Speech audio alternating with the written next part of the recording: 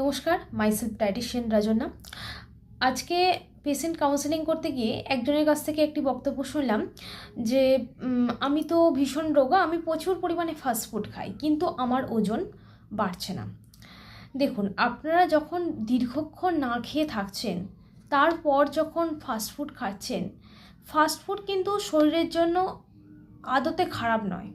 যদি সেটা বাড়িতে বানানো হয়, হেলদিভাবে বানানো যায়, তাহলে কিন্তু অবশ্যই সেটা ভালো। কিন্তু বাইরে কি হয়, আমরা বাইরের যখন খাবার দাবার খাচ্ছি তখন একই তেলে বারবার সেটাকে প্রসেস করা হয়, যার ফলে ওই তেলটার মধ্যে কোনো গুড ফ্যাট থাকে না, তখন সেটা কিন্তু ট্রান্স ফ্যাটে চলে যায়। সেই ট্রান্স ফ্যাটটা কিন্তু শরীরে অতিরিক্ত চর্বি জমাতে সাহায্য করে।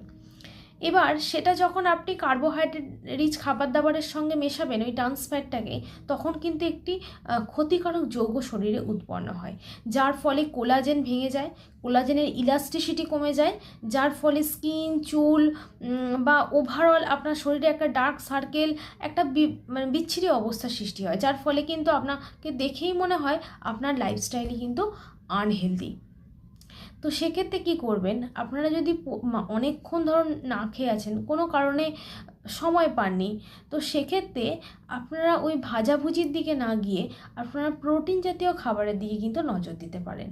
প্রোটিন জাতীয় খাবার খেতে পারেন বা কমপ্লেক্স কার্বোহাইড্রেট খেতে পারেন, বিভিন্ন ধরনের ফ্রুটস খেতে পারেন।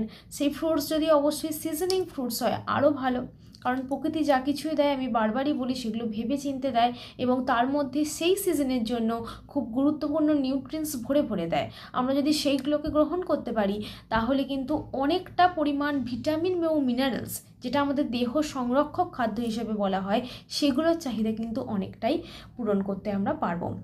তো যখন আমরা প্রচুর পরিমাণে কার্বোহাইড্রেট জাতীয় খাবার খেয়ে ফেলছি বা ভাজাভুজি খেয়ে ফেলছি, তখন কিন্তু প্রোটিনের পেটে আর জায়গা থাকে না।